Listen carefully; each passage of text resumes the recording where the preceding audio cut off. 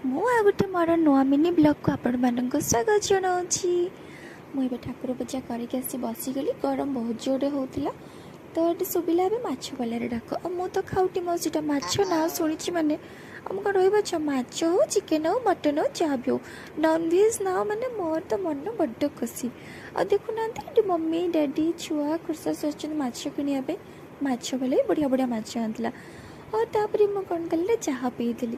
ଆଉ ଚାହାର ଟେନସନ୍ ଥିବ ସେମାନେ ଚାହା ପିଇଦେବେ ଦେଖିବେ ଟେନସନ୍ ପଳେଇବ। ଆଉ ଚାହା ମୋତେ ବହୁତ ପସନ୍ଦ। ଆଉ ଚାହା ସହିତ ରୁଟି ମୋତେ ମଜା ଆସିଯାଏ। ଆଉ ଚାହା ରୁଟି ଖାଇଦେଲି। ଖାଇସାରିଲା ପରେ ମମି ଏଠି ପରିବା କାଟିଦେଲେ।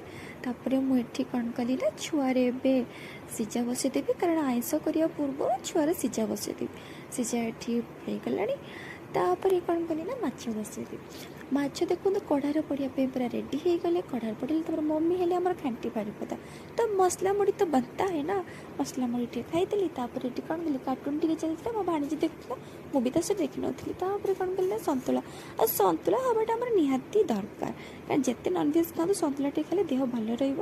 ଆଉ ଟିକେ ଟମାଟୋ କଟା କରିଦେଇଥିଲି। ତାପରେ ମାଛ ଭଜା କରିଦେଲି ମସଲା ମାଛ ଭଜା ଆଉ ବହୁତ ଟେଷ୍ଟି ହେଇଥିଲା ଏ ମାଛ ଭଜାଟା। ମୁଁ ଆଉ ଗୋଟେ ବ୍ଲଗ୍ରେ ମାଛ ଭଜା ଆଣିବି। ଆଉ ପଖାଳ ଭାତ କାହାର କାହାର ପସନ୍ଦ ମୋତେ କହିବେ। ଆଉ ମୋର ତ ପଖାଳ ଭାତ ବହୁତ ପସନ୍ଦ।